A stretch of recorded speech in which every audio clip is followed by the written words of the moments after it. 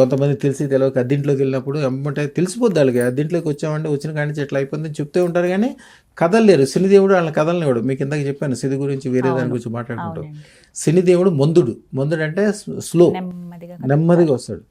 శని తత్వం ఎప్పుడు వచ్చినా, శని మూలాన్ని ఇబ్బంది కలిగినా కూడా ఎమ్మటే చేయాల్సింది ఆ నీల ఉంగరం పెట్టుకోవటం కాదు.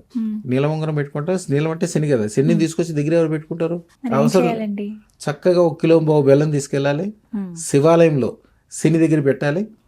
ఇంటి దగ్గర నుంచి వెళ్ళేటప్పుడు ఖర్జూరాల రసము, 1 కిలో పంచదార, ఆవు పాలు, ఈ 3 తీసుకెళ్ళి బెల్లమేమో శని దగ్గర పెట్టి 9 సార్లు ఆ నవగ్రహాల చుట్టూ తిరిగి కాళ్ళు చేతులు మొహం శుభ్రంగా కడుక్కుని తర్వాత శివుడికి అభిషేకానికి ఈ 3 వస్తువులతో అభిషేకం చేసుకుని ఇంటికి వెళ్ళాలి.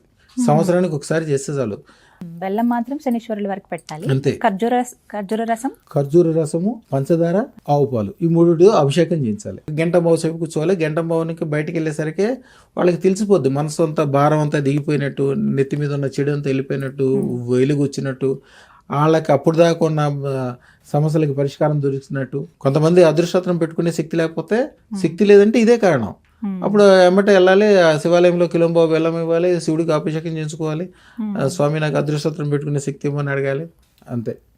అటు 3 రోజులు 4 రోజులు వచ్చి పెట్టుకోగలుగుతాడు. డబ్బులు ఎటు నుంచి వచ్చేస్తాయి. చాలా మంది ఏం చేస్తారంటే, నాది అదృష్టానికి సంబంధించింది, అదృష్ట దేవతది నాది ఫోటో కలిపి కాలర్ ఐడీలు పెట్టుకుంటారు.